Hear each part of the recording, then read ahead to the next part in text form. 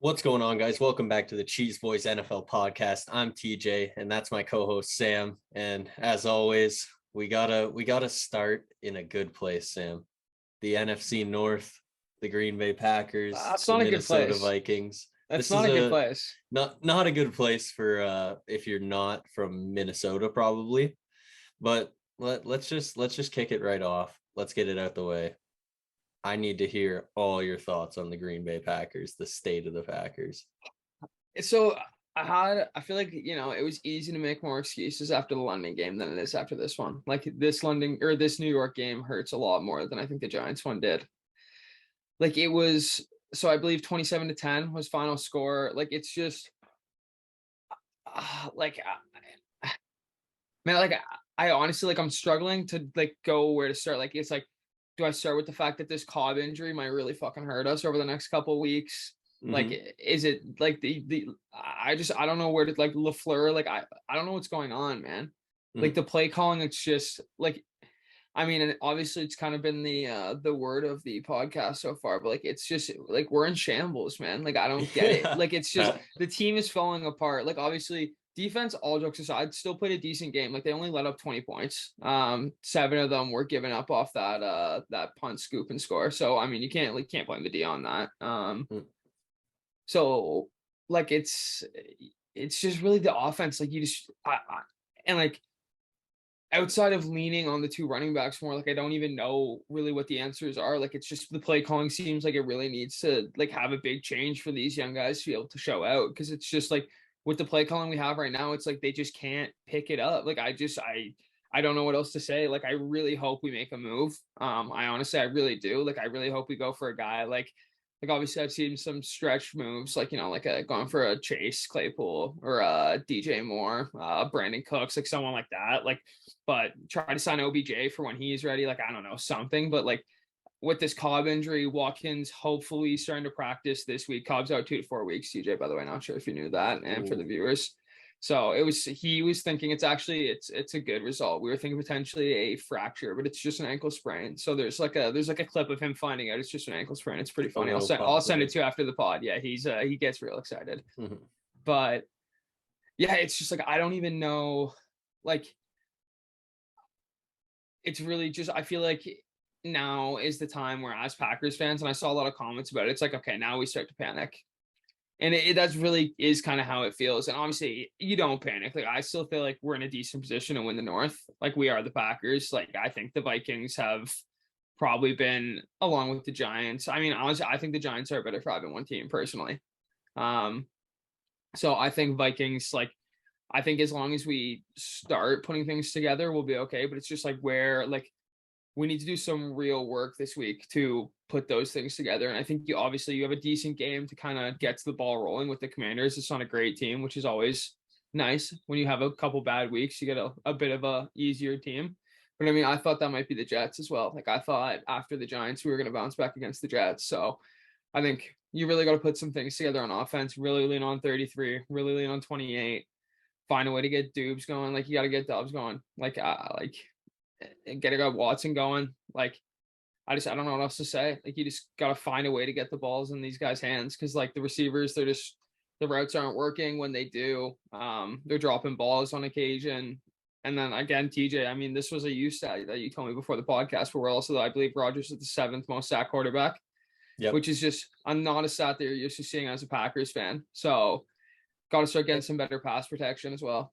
And that part of it, like I saw that stat and it just kind of shocked me, just because like I know the Packers O-line is solid. Like the guys that they got out there, they're good players. So I almost don't even think that's as much of a bad stat against the Packers offensive line. I think the Packers offensive line is actually good. I think it's more so because you guys have been down in these games. Rodgers is doing the step back and fling it, but he's getting hit from behind after scrambling for 5 seconds, 10 seconds. And it's just kind of probably more of those types of sacks than we're used to seeing. So just him trying to force it and do something with it. But yeah, man, I think you kind of nailed the fucking the screw in the hammer, whatever that saying is. I completely butchered it, but you really nailed it on the head with just the the defense still looks good. Like, I don't think it's the Packers defense. I think it's the special teams and the offense, but only parts of the offense. Like, offensive play calling is one for sure. So that's on LaFleur, that's on Rodgers, whether he's checking out of runs. But there was a point in the Packers game where you guys were down one score, 7 points, I think.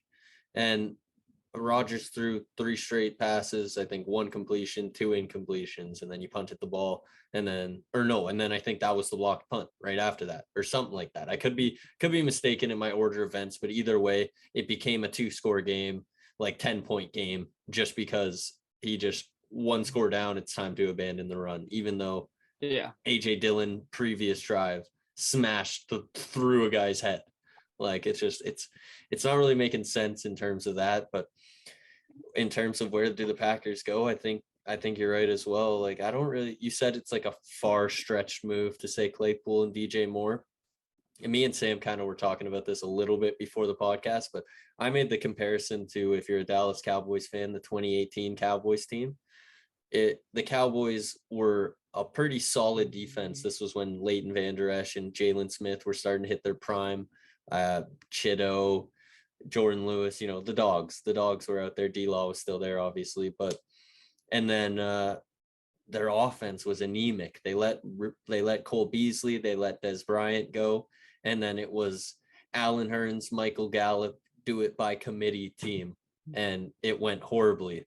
And it's kind of shades of that with Davante Adams leaving, and MVS leaving, and now it's Lazard and a bunch of rookies, do it by committee, and it just so far has not looked good. And what do you do when that happens? Is you only got 2 years left of Rodgers.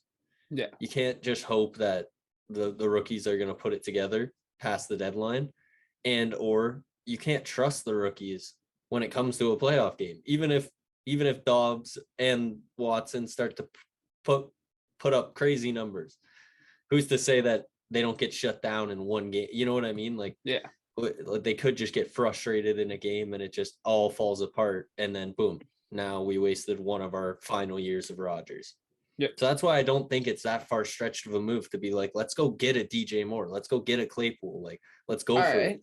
So TJ, then I want to hear, I want kind of 1 through whatever, kind of 3. And I'll preface this before. Packers, I believe, went from one of the top kind of 5-ish teams in deep passes, so passes over 20 yards, to, I think statistically we are either last or bottom 5 this year. We went 0-6 on deep passes against the Giants, and probably had a similar stat line against the Jets. So if you're the Packers, I want not the worst, just because the Dallas Cowboys have not been able to throw the ball deep since probably that 3rd game. Cooper had a couple in the Bengals game, but since then it's been, dude, we went 0-6 against the Giants, so yeah, it's tough. But I mean, I have mine. I'll give you mine after, but kind of give me those top 3 that if you're the Packers that you would want. Well, in terms of the guys that are on the rumor mill. Yeah. So I get I'm saying obviously dream situation, but yeah, at least some rumors. Don't give me a guy it's not like we're going out and we're getting, Yeah, no, I got you. I think my number 1, and he's also probably the biggest fish, would be a DJ Moore. I just think DJ Moore, like you're saying, with the deep threat, I think he gives you a little bit more of a deep threat ability than say Chase Claypool or maybe an OBJ after 2 ACL injuries.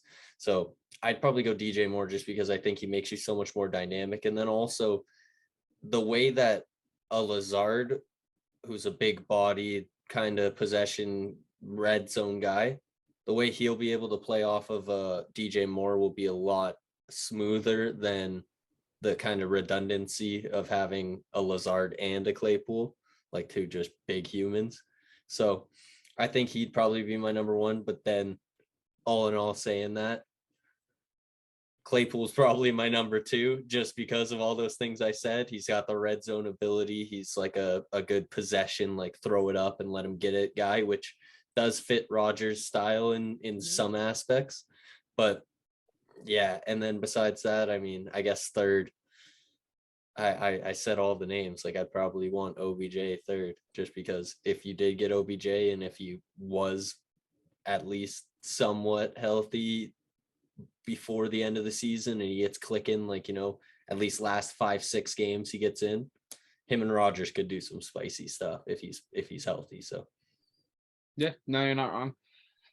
I think if I'm ripping off my top three, my number one, honestly, is a guy you didn't even mention. I think my number one would be Brandon Cooks. I think personally, I think he offers a really nice, like, obviously, that's the deepest deep threat. I was gonna say, well, obviously he just offers such a nice kind of variety of being a good route runner when we already have guys like Lazard, Cobb for the short game, like, but then he offers probably the best deep threat out of all of them, especially for the over the top ball. Obviously not the 50-50 ball, but at least for that over the top ball.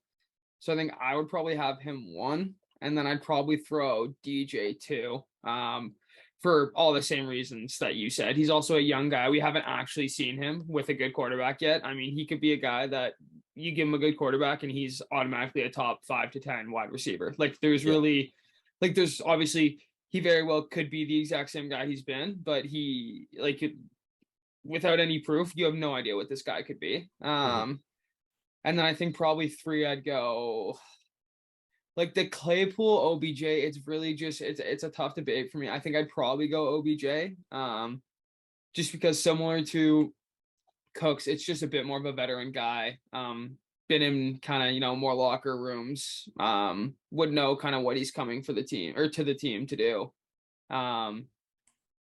Yeah, and then obviously Claypool will be a super close 4th. I mean, I would love any of them. Like, I would love to see just somebody else in the locker room. Yeah, it's going to be interesting to see what we do in the next 15 days, kind of. So this is kind of something that just like popped into my head, and it just, you talking about Brandon Cooks kind of sparked it in me. Now, I'm not saying I'm not saying that this player leaving was more impactful than this player leaving, but I'm saying Davante Adams leaves, but MVS is still on this team. I feel like that might actually might be a functioning offense, because he just gives you that speed, that deep threat with a Lazard. I feel like literally one player like that, and that's why they need to make a trade. They need to make a trade. Here's the thing. I totally agree with you, but I think there's such potential for us to use Christian Watson in a similar role to MVS, if not a better role, but I just don't think we're doing it right now. And he's been dealing with some like on and off injuries. But I think ideally that's kind of the guy to be that guy. And there were so many comparisons, like that was his comparison coming into the draft. And I think his peak could be a lot higher than MVS's. But yeah, obviously, in terms of stats, if you look at MVS's last year versus what Christian's done so far, yeah, MVS is a more impactful guy right now. But I think that's kind of the ideal, is that Watson does turn into kind of that over the top, fast speedster that, just kind of, if he gets a step on you, you're not going to catch back up to him. And he's going to catch the ball all over the place if it's deep, because he has such arm range. Yeah, and it does make sense. Like, I'm not arguing that they should have kept MVS either. That's not what I was trying to argue. I was just trying to argue that. No, I'm with you. I'm with you. Style of player was in this offense. He's more impactful. Which is supposed to be Christian Watson. He's that style of player, but he's just not seeing the field. So that's why a rental like a Brandon Cooks is so intriguing.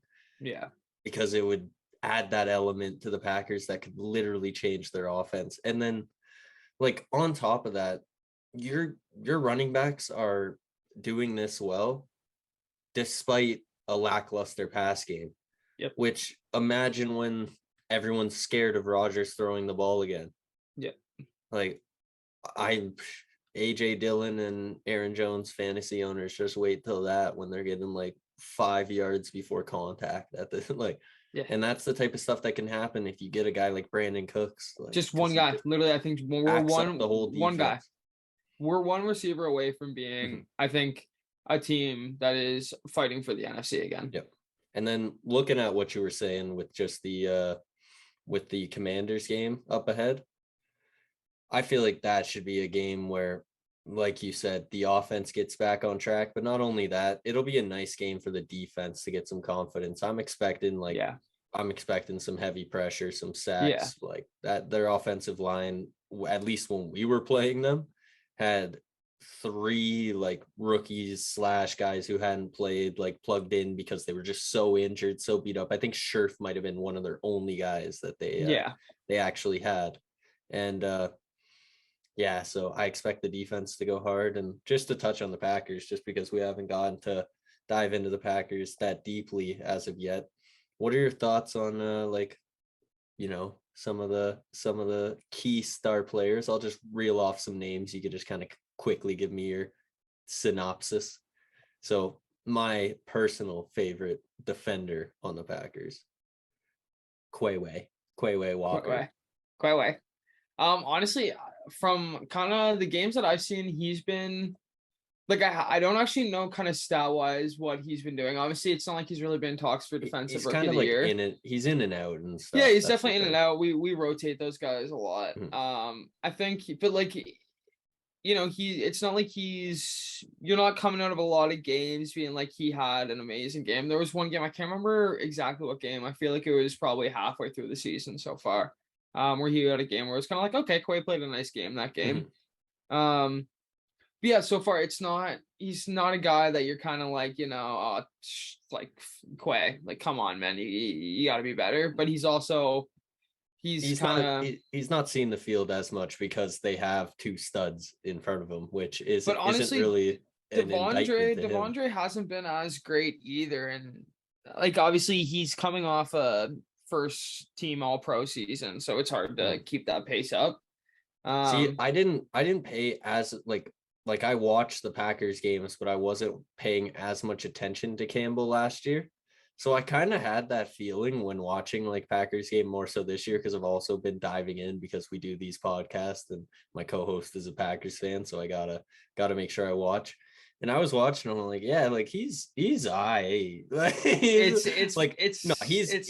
saying he's I is pretty disrespectful. He is a good NFL starter, but like yeah, the fact that he was all pro, like at least just looking at this season did kind of have me shocked, because I'm like, is this Barnes guy not literally better? Bro, if you go back last year, he was incredible. Like he was last season was, and I feel like because you guys picked him up like kind of like last minute, I just didn't pay as much attention. And like obviously I noticed him, but it's just like I don't think I followed him as much because he didn't have the recognition, right? But yeah, he was a stud last year, as you were saying. Yeah, I was gonna say last year was probably the best like linebacker season I've ever seen out of a Packers player in my life. And that's with all those like AJ Hawk Clay years back in the day. Like he played such, like it was every game he was dominant last year. But I think he's still very capable of having games like that again. It's just he hasn't like in all honesty, none of the defense I don't think has really performed to the standard they were expecting to this season. Even how good they've still been. Yeah, I was gonna kind of touch on a couple other guys that maybe have kind of not looked as hot. The secondary play, just kind of in general. Yeah. I feel like almost every week I can be like, oh, Rasul, he's a stud. I don't worry about Rasul Douglas. That guy left the Eagles and all the bad juju he ever had in his life disappeared. He became a good player all of a sudden, which hilarious. But but like I feel like just at points in the season, like particularly if we're talking about this Jets game, Stokes was kind of not so much on it. In the Justin Jefferson game, Jair wasn't following, which side note, I'll let you hit on that, how he has been doing that a little bit more lately, but in that particular game he didn't, and that was a tough game. I feel like there's been times where we've seen Savage almost like not really get like, because it's hard to say that he's getting burnt in coverage because it's like, what's his assignment? Is he supposed to? But I've seen some like deep plays been given up behind him, and also that's in part when one of the corners fuck up. I mean, that's kind of it. You share the blame, but overall, I feel like Amos and Rasul have been like the steady ones. But then besides that, it's just been like coming in. I was like, this secondary is elite, and I just wonder if it's the offense is leaving them out on the field running like with these wide receivers, you know, for way longer time of possession than the offense is out there. So could be things like that, but I just want to hear your thoughts. Yeah, I was gonna say I think we did a nice switch. I think this week against the Jets. Obviously, our run defense is something that's kind of like entirely different. I think that's kind of was our biggest downfall defensively against the Jets. We played a really nice secondary game. Yeah, I think you touched on honestly the main guy that I was going to say defensively that I haven't really noticed this year that I was kind of expecting to have a bigger year again was Darnell. Like he just hasn't really like coverage, kind of like a mix of that, and then kind of you just haven't really seen him like normally he kind of on occasion will come down, he'll blow up a big run play, Make and an he still explosive play. yeah he still Exactly. does sometimes, but you just haven't seen Yeah. as much of him this year, Yeah. and It's then almost, it's not that he hasn't been playing well, just he hasn't like flashed as much as we're yeah, used to seeing for exactly. his standards. Exactly. It's more just consistent, which is kind of what you're used to seeing out of Amos. Like Mm. and I honestly, Amos has kind of had a bit more of those plays. He had a couple big tackles against the Jets. But yeah, and then I was gonna say in terms of our secondary, it seems like we played more man to man against the Jets than we've played most games this season, at least. Statistically, I could be wrong, but that's at least just kind of eye test what it looked like. We had Jair covering and following Garrett Wilson a lot, which worked out really well. I mean, Jair proved that he should be following a guy. Whichever guy Jair comes in and says he wants to follow, our DC should just say absolutely.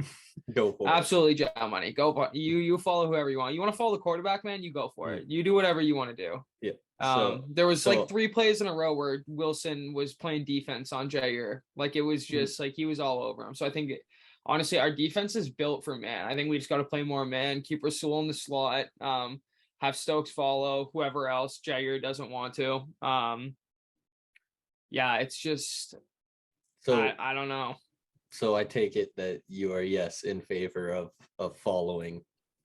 Yeah, I don't think there should be a question. Like I think there's a certain list of cornerbacks in this league that I think if they come into a game and they're playing a receiver that they think can cause some damage and they want to follow that guy because they think it's the best thing for the team and they have a coverage advantage against a certain guy. I don't think DC should be second questioning it. Like Yeah. there's a certain dog mentality to playing cornerback. Like in my opinion, hardest position in the league. Oh yeah. And I know some people argue that, but I don't understand how you have to stay right on someone's head. The second in this league, the second someone gets a step on you, if you're playing a good quarterback, you're done. Yeah. Like if you're playing man coverage, yeah, like you need to be hip on hip following every single move against the best athletes in the world. So, yeah, I think he's just incredible, and you got to let him follow whoever he wants to. It shouldn't be a question, in my opinion. Yeah, I think you definitely let him follow. It gets into a question of how much do you trust a Stokes following the second guy and not having as much zone coverage. But for the most part, you're not going to face too many teams where that'll actually bite you. The few occasions is like if you do play random example like the Bengals, then it's like, okay, now Stokes has a T. Higgins assignment the entire night, which that could get dicey. But besides that, I think I totally agree. You gotta let, when you have a guy like Jair Alexander, you let that man intimidate and cover the number one guy, clamp him down and demoralize that team. Don't let that offense get going. So no, you're definitely right on that. I think honestly they need to hit you up because you're spitting the facts on that at least. Listen, man, honestly, Packers should hit me up. But the thing is, when we're doing shit, I'm gonna say we're doing shit. Yeah, no, you gotta be real. You gotta be real. Looking just over quickly to the offense here. Yeah. Who are you expecting to kind of like step up more and like get it going? Like, is it Rodgers? Like, does Rodgers need to do more? Like, what needs to go down? Honestly, I think the main thing at this point is I think it's a mix of kind of we need to be more efficient in the wide receiver group department, and we need to be buying more time for Rodgers to create like, some sort of buffer for the lack of proficiency in the wide receiver group. Because I think the problem is like, we're used to seeing an Aaron Rodgers that kind of he thrives off buying more time and these plays breaking down and him kind of dissecting and, having a very good read for where his guys are going to go. But one, he's older now. He doesn't move out of the pocket as much. Like you can just see it. Like he doesn't. That's why he throws the ball away so much now. Like his stats for throwing the ball away have skyrocketed over the last couple of years. Just because he's older, it makes sense. He's not the same guy. Natural progression of old quarterback. Yeah, he's more of a pocket passer now than he was before. So, it's like a mix of the O-line needs to pick up kind of for that. And then obviously the wide receivers just need to kind of do better, like cleaner, sharper routes. And obviously I think we need better play calling for them. Like I think design more stuff I think in all honesty, it's a mix of kind of, I think, designing more for kind of running guys open. Like I think a lot of what we do now to design to get the ball in hands is short passes, which are fine, they work. But I think at some point, if you're not scheming to try to get some guys open downfield rather than relying on them to run some sharp routes, like it's not going to work. Like I think we gotta start dissecting these zone offenses a lot more than we have and start winning these man matchups more than we have. And if we aren't going to do that, then it's not going to work. And it to me, like, I don't know, like obviously we are just two random guys who watch a lot of football and we like the game. We did not play in college, whatever. We did not play in the NFL. We do not coach the NFL. Yes, sir. However, it really does just seem like the recipe for success, in my opinion, seems simple because they have two running backs who, like a guy like AJ Dillon, you could just run the ball for the whole first quarter. And when the other team is fully run committing and he's still getting 2-3 yards, then eventually they're going to have to commit to that. And then that's when the play action deep shot, like over the middle to Dobbs hits, or like a bootleg rollout to Tunyon and it's wide open. Because when you get them to commit and bite on every single AJ Dillon, Aaron Jones, like handoff, then it's gonna pay dividends in the passing game and get guys separation. Because I think you are right. The biggest issue in the passing game, if anything, is one, the drops are pretty evident, and the crisper routes. But another thing is just the lack of separation. Like Rodgers is taking these sacks and he's throwing it away because 1 Mississippi, 2, 3, 4, 5, and then guys aren't open by that point. And by that point, you got to be open. So that might just be youth, those guys. Lazard is going to be getting special coverages because they're betting on Dobbs beating them. They want Dobbs to beat them over a Lazard. So that kind of all of that rolled into one just kind of makes for the lackluster offense. But I do think that that's going to be the key to success. It's just to pound the rock and play off of the run. Man, honestly, imagine how different the season would be if Watson would have just caught that first ball versus the Vikings. It's kind of like, you want to know what's funny about that? Just a quick segue. I really do feel like since CeeDee Lamb dropped that wide open touchdown, his season has changed. No, honestly, this is the perfect segue. Just quickly before we segue, I just want to point this out. Vikings are fucking shambolic. Okay, I don't want to hear it. They suck. We're still gonna win the North. That's all I want to say, and then we can move on to the NFC East. No. We'll quickly. Let's just stick with the. Let's stick with that. I want to stick with the NFC North here. So we just rolled out all that stuff about the Packers. I don't want to hear it, man. I don't want to talk about this stupid fucking 5-1 purple team. The Packers are 3-3, 2 games back of the 5-1 Vikings. So, are the Vikings for real?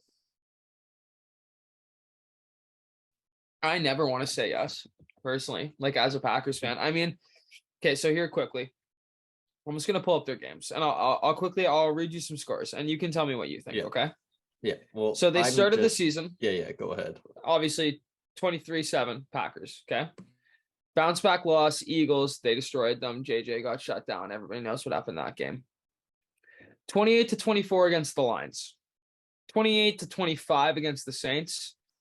29-22 against the Bears. 24-16 against the Dolphins with a backup quarterback. It sounds like they played one team and they lost. Well, they've played 4 straight shit teams with 1 possession games, is what I'm saying. And they played the Packers week 1, which was also especially atrocious. Yeah, I think ultimately here's what I'm gonna say. I'm gonna give Vikings fans the benefit of the doubt here, and I'll say it's hard to tell. But if you asked me, I would say no. Because I think that if a lot of the games that they've played were against better teams, they wouldn't have won these games. Mm-hmm. See, my thing is, I agree. I don't think the Vikings are world beaters at 5-1. I think that's a little bit of a red herring of a record. I do think that they are a good team. I just don't think they are a great team. And the thing is with the NFC North is, I don't know. If the Packers don't figure it out sooner than later, they're going to fall far enough behind where then the Vikings just are going to be able to wrap it, because you've just read off their schedule, and that means that the Vikings still got 2 more games against the Lions and Bears, another game against the Packers. If they manage to win that, they got 8 wins, and they're, a couple wins away from just sealing the division at that point. So yeah, I think definitely we got to hope Lions and Bears can kind of squeak out games against them. And I think the Vikings versus Packers game is going to be massive. I think for some weird reason, I feel like we have Lions week 17, but I think we have Vikings 15 or 16. But that'll be a huge game. That could be a huge playoff implication games for a lot of teams. Well, I would really hope by then we have things turned around and we're fighting right up there for the division with the Vikings, if haven't already kind of taken hold of it. You think it's going to happen though? I mean, yeah, I definitely feel like it can. I think there's definitely, I think what I like about kind of this is I feel like we almost have the ball in our court in terms of, I think the Vikings kind of know a bit more of the team that they are. And I think the Packers still have only seen a glimpse of the teams that we can be. No, I agree with that. And I think kind of if we can prove to be that team, then I think we are in even down a game potentially. I think we'll have a lot more confidence than the Vikings, and I think they'll be a little more scared of us. Especially if they make a trade. Like we kind of hammered this home in this video, but well, yeah, and the reality is, I mean, I feel like kind of similar to at least the last couple years, like how the Cowboys have been, when there's a team that kind of, for whatever, especially in terms of the Packers, has been controlling a division for a decade. Whenever you see them kind of start winning some games and start getting things back under control after they have a couple games off, it's scary. Like it's, that team is gonna be like, look at the Eagles last year is a prime example of exactly what you're talking about. I believe the Eagles started 2-5 and rallied back to make the playoffs at whatever 10-7. Exactly. So it's definitely possible. And like you said, I just feel like we've seen the true Vikings, and if they play an opponent that's up to the task, which I don't think that they really have besides the Eagles. And when they did play the Eagles, they got exposed. So yeah, I don't know. Good teams, good defenses might make it tough against the Vikings. But just looking ahead here at the Packers schedule, Sam. Yep. Commanders. Yep. Bills. Yeah. Lions. Yeah. Cowboys. Yeah. Titans. Yes. Eagles. Bears. Bye week. Rams. Dolphins. Vikings. Lions. I'm going to be very honest with you. That is a hard schedule. Yeah, it is. No, it is. I'm not going to lie. That's what I'm saying. I think we need to turn it around ASAP. I think there's a couple games, obviously, that you can assume are going to be, like, I think the reality of trying to finish the season 14-3 is pretty much gone. I think out of 3-3 at this point, there were some games that I think we really thought were going to be big wins later in the season that we didn't pick up early this season. So I think obviously, you're scared of that Bills game. I'll be there in Buffalo, repping our Packers. I think y'all got probably four chalked in W's, which it's never a chalked in W, especially division games, but 2 against the Lions, 1 against the Bears, and then the Commanders. But then, so that puts you at you'd be 7-3 at that point, right? Yeah. Give me. I'll be realistic. Give me L's against Bills Eagles. I think that's only fair at this point with what we've seen. So Bills Eagles, then you're 7-5. Then you have to win you want to be like 9, 10, probably 10 wins, like most likely. So you have We're to not fighting win. for at 10 and 7. I don't think we're fighting for division though. I think Yeah. Vikings will be better than that. I think Vikings will probably be an 11 and 5 team. So then if you want to win 11 games, or sorry, 11 and 6. Yeah, if you want to go like 11 and 6, then you have to win 5 of these games between the Cowboys, Titans, Rams, Dolphins, Vikings. Wow. And even to get to 10 wins, you have to win 3 of those 5 games.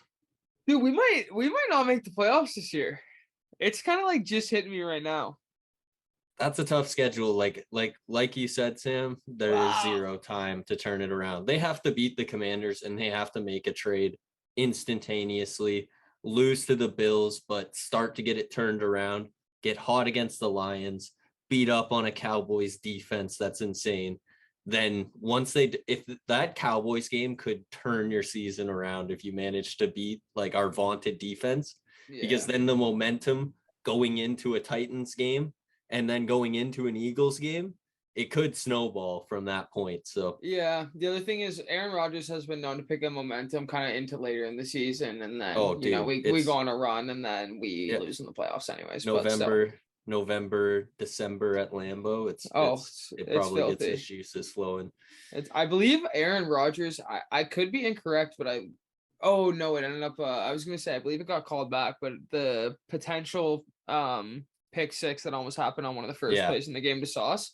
I think it was like his first or second ever pick 6 in Lambeau Field. I love how you just brought that up, by the way. Yeah. Sauce Gardner was wearing a Cheesehead. How do you feel? Yeah, I don't know who Sauce Gardner is. I don't know who Mr. Cheese Fondant is, but I've never heard of Sauce Gardner in my entire life. That guy. I love how there's so many, like I saw so many just NFL fans being like LOL, like and then the Packers fans were like, "You're sick, bro." Like, you're cool. Like, just cool, so dude. mad, cool, so dude. mad, literally. But people have been, bro. That's how the Cheesehead started. The Cheesehead started by Chicago Bears fans wearing it to meme us. Yeah, I know. And so it's nothing new, man. We're used to it. That's how we started wearing it. You can try and meme you, but Aaron Rodgers will come for that get back one day, I'm sure. You're just copying Bears fans from like the early 1900s. You're not cool, man. Yeah, bro. You're literally a 1900s baby. Grow up. Get a job. Grow up. Get a fucking job. Grow up 122 years. Why don't you? Honestly, bro. Mature, my boy. Well, anyway, Sam, I feel like that has been a fire episode of Sam's Green Bay Report, SGBPR. I mean, damn, bro. We kind of hit like all ranging topics here of just the state of the Packers, where they're at, and also in the division, and kind of surprised ourselves when we looked ahead at the schedule and got ourselves a little nervous. But you wanna round off the pod with anything? You got anything left to say? Like, honestly, man, I just want to say I really hope we can pick it up. We got a tough part of the schedule coming up. Like eventually after kind of this next game, really. This is the startup game. You got to start your engines. Like I was gonna say, this is kind of the prove it game. Like if we lose this week versus the Commanders, you might not see me on a podcast for a couple of weeks. You might retire from the NFL podcast for the season. I might be done, man. I might not be able to keep watching. Yeah, come back at least later in the pod and just boycott all Packers games. That's the thing, man. And it's like, I feel like, these Patriots fans, I feel bad for you guys over the last couple of years too, anyone around my age, because like, I'm just so used to being good, man. Mm-hmm. That like seeing this offense in shambles, it's like, like Jordy, like come back, like Greg Jennings, like Charles Woodson, like somebody. I don't know. Donald Driver. I don't know if anybody has been as spoiled as you guys, so I feel no pity. Yeah, I get it. As always, guys, you can like this podcast, subscribe, hit the bell at Off the Post Sports. You can follow on Spotify, Apple Podcast. Make sure you follow and like and rate us there. Make sure you download post the episodes notifications and listen to everything. it, post notifications, all that at Cheeseboys NFL on Spotify and Apple Podcast. And as always, we'll be back with another one. I think we're going to try to have a Lions fan on a future podcast here coming up, special guest to get an analysis of the maybe a little bit more NFC North talk. We'll try to limit it, but also some Cowboys Lions preview and everything else. We'll get into some news reports and roundups later in the week, but this has been a jam-packed episode, my boy. Yes, sir. Sure has. But I'm glad we got some of this ranting off my chest, man. I needed it. I've been bottling up all these emotions, so I had to get it out. Yep. As always, this has been your fandom therapy session for Packers fans, and yes, sir. We'll see you next time. See you boys next time.